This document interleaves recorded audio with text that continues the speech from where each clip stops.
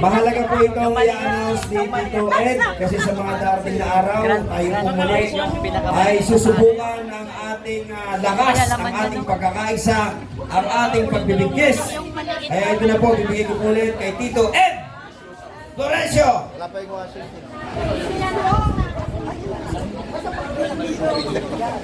Kailan ang SONA? July 28. Iyon ang SONA ng Presidente. Tayo po, ang hakbang ng maiso ay mauuna po tayo ng 2 araw. Yung SONA ng bayan. Pamamagatan natin, SONA ng bayan at sana. Ano yung sana? Sana dapat ito ang ginawa. Sana dapat ito po ang nagiging solusyon. Dapat sana yung dapat ang mangyari. So sa July 26, araw ng Sabado, ay magkakaroon po tayo ng SONA ng bayan. Iimbitahin po natin ang 4 na magigiting ng mga abogado na pinangungunahan ng ating senador, Atty. Vic Rodriguez, Atty. Trixie, Atty. Trenchong, at Atty. Respicio. So, yun po ang ating iimbitahan. At paghahanap po tayo ng covered na lugar dahil po hindi natin sigurado ang seguridad.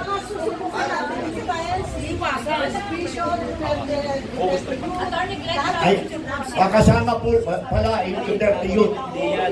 Pipilitin po natin imbitahin. Ano po? At imbitahin po natin yung mga sectoral leaders na magsalita upang yung kanilang mga hinaing ay malaman ng buong bayan. Tito Ed, Ano po? Tito Ed, dahil maulan, tutuloy ko lang yung sinasabi ni Tito Ed, kailangan natin ng secured na lugar. Ay sa 26, magrarally tayo para safe sa loob ng Malacanang! Ikaw lang, masunod kayo! Kaya mga kasama, sana ilagay na ninyo sa inyong kalendaryo ang July 26. Magsisimula po tayo ng alas 2 at magtatapos po tayo ng alas 6 ng hapon. Bakit po ganun kaiksi? Dahil wala po tayong pera na ipapakain na hapunan sa mga merienda lang po ang pwede natin. Ang pinakamahalaga ay maparating natin sa mga pamunuan ang tunay na pangyayari sa ating bansa, yung hinaing ng bayan at kung ano ang dapat na gawing solusyon ng ating mga pamunuan. Nakuha po nyo? So inaasahan po namin kayo, ilagay na po nyo July 26. Tito Ed, At ang vloggers, pwede na. okay, ano po nyo ha? i-vlog na, pwede na. I-vlog. 26, okay. Okay, SONA at sana ng bayan. Sona at sana. Okay? Hep! Baka ako inaantok na. Mga kamaiso, Yun! narinig nyo ang mga nagsalita kanina na naglalaman ng hamon sa atin. Hindi ba ba? Yes! Hamon sa atin na ipagpatuloy ang advokasya ng maiso, ng hakbang ng maiso. Yes! Lahat po na nagsalita ay hinahamon tayo. Bilang mga leaders, tinatanggap pa natin ang hamon. Tuloy ang laban! Ano yun? Meron bang ganun na tumatanggap ng hamon? Yeah! Parang gusto nyo tumakbo. Kayo ba'y maiso? Yes! Yes! Lakasan nyo! Maiso ba kayo? Yes! Tinatanggap nyo ang hamon? Yes! Okay. Ang NCR po na maiso ay nangangailangan ng manin. Kailangan po natin ang mga leaders ng dito natin masusubok ang ating spirit of volunteerism. Kailangan po natin ang money, lalo na po sa technical committees. babasahin ko po ang mga technical committees at sabihin nyo doon sa inassign namin sekretariat ng NCR ng issue kung saan kayo pwedeng makatulong sa hakbang ng maisog National Capital Region. Naintindihan po niyo? Hello?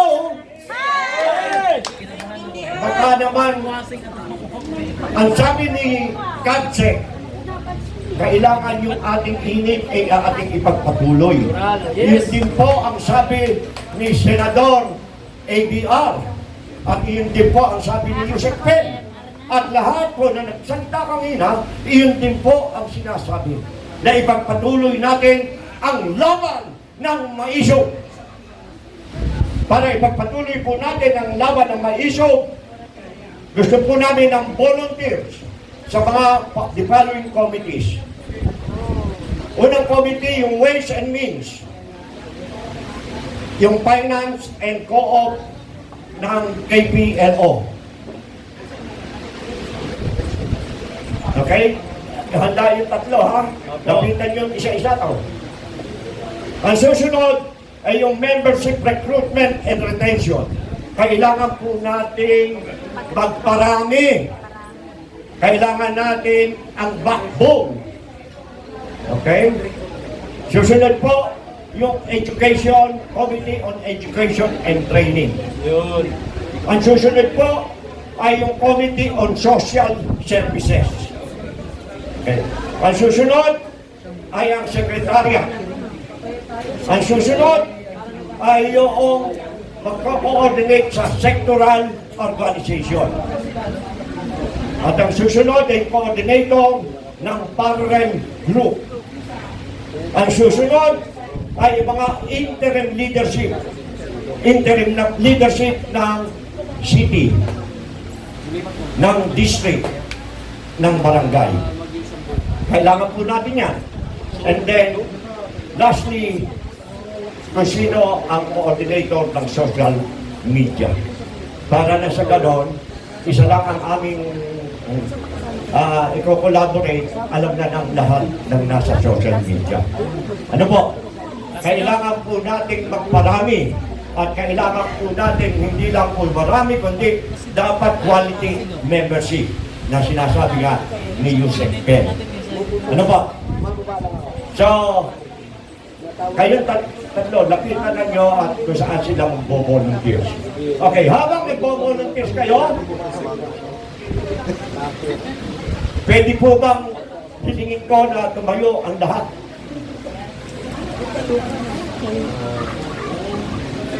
Dahil ito po ang ating gagampanan. Yung pagpapahayag ng hakbang ng maisog.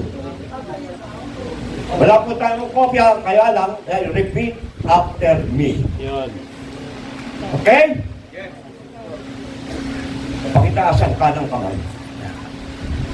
Ako, banggitin ang inyong pangalan, Sabihin, kasama ng iba, kasama ng iba, ay naniniwala sa mga paninindigan sa mga paninindigan at abokasya at abogasiya ng hakbang ng maisog ng hakbang ng maisog tungo sa pagpupunyaki tungo sa pagpupunyaki sa Pilipinas Pilipinas na maging isang bansa na maging isang bansa na may takot sa Diyos, may takot sa Diyos, lubos ng malaya, lubos sa malaya, mapayapa, mapayapa, maunlad, maunlad, demokratiko, demokratiko, na laging pinaiiral laging pinaiiran ang pagkapantay-pantay, ang pagkakapantay-pantay, katarungan, katarungan at pakikipagkaibigan at pakikipagkaibigan sa lahat ng bansa. sa lahat ng bansa.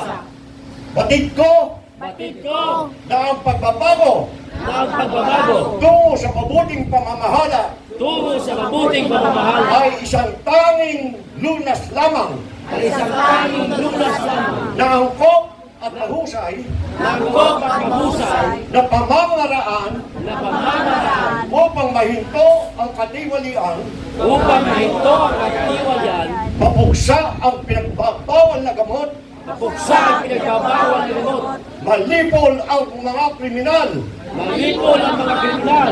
Matigil ang himagsikan. Matigil ang magsika. At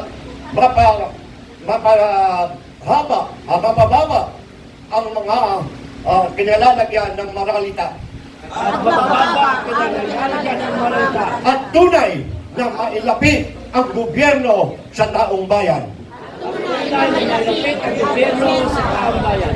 Dahil dito, Dahil dito, sa mabuting pangalan ng Diyos sa mabuting pangalan ng Diyos at sa ngalan ng mga Pilipino at sa ngalan ng mga Pilipino at ating mga ating mga sa buhay at sa susunod na saling lahi, sa susunod na salilahi. ako ay kusang loob Sa loob. na nakikiisa Na nakikisa sa pagtataguyod at pagpapatibay pagpapatuloy at pagpapatibay na hinahangad ng pagbabagong tunay pagbabagong tunay Natalisay.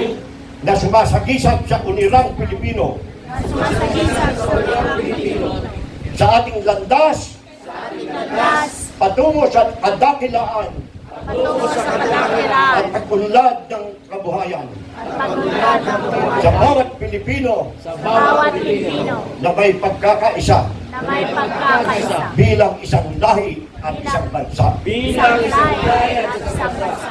Bilang patunay Bilang patunay. kusa kong inihahandog Kusa kong inihahandog ang aking sarili, ang aking sarili, ang aking panahon, ang aking panahon, ang aking pagpupunyagi ang aking pagpupunyagi at pagkukunan at pagkukunan ng walang sariling pag-iimpon. ng walang sariling pag-iibot.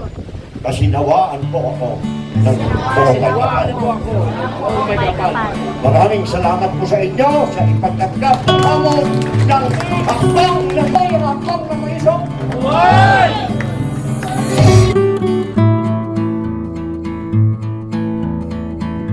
Number 77. Sino? Sino?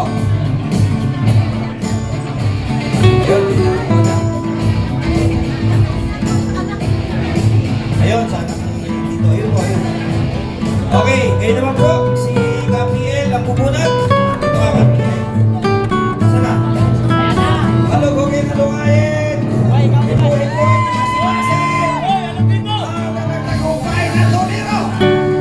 Ay ipapakita ng aking best friend sa buong mundo. I love you too. Ayan na, pinahan natin. Walang daya, alauna. Alas dos. Number 82.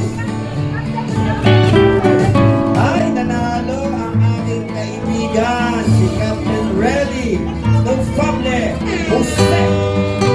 Nanalo sa Numero 82, ang matapang na marino, Captain Reddy Nufable Jose. Ayan. Ayun, ayun. Elias in the house. Okay. Okay. Sige. Mamaya bigyan natin ng okay ka ba sa 2 minutes mo? Ito? Okay. Try natin. Sino po muna? Binunod po? Oh. Number 66. O, sino? Ayun. Okay, palagpakan natin. Ito, ano to eh? Isa rin kasama natin to. Yan, number 66. Malamang ano yan? Ang laman yan ano? Bagong. Okay, next. Okay, punot-punot. Ano kayen? Alakalay kayen. Himas-himas yan ang hipo-hipo eh. Ayan na. Alauna. Alas 2. Alas 3. Ipakita mo na. Pagbasan ko yan. Pinipitahan, doble. 33. Ayun, hindi na sesin. Yan, number 33 ah. Pulot sa gitna, pulot sa baba. At pulot. Ilalim.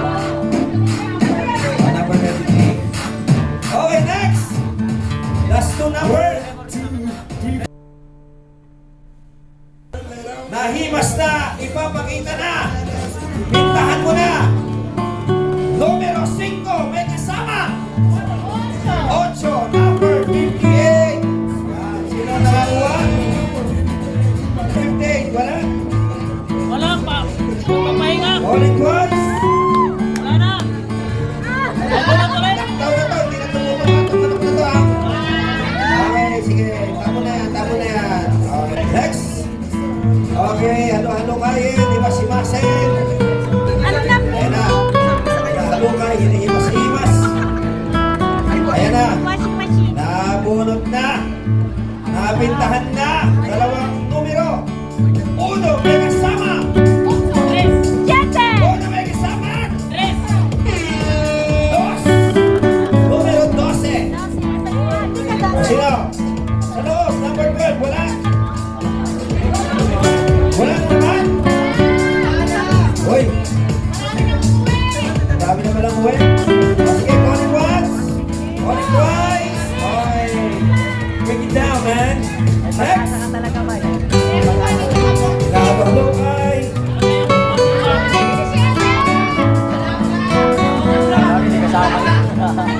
Ano yung 31 eh? Okay. Hinimas-himas. Ayan na. 2 digits ulit to. 0, may kasama. Number 7. Number 7, oh. Ayun, oh. Kaya sabi ko, tatahimik. Ngunit malupit. Ano kanya napalunan? Hello. Ayan, number 7. Ano regalo niya? Kasi ang gift niya. Ito. Ito, ayan. Oo. Ito.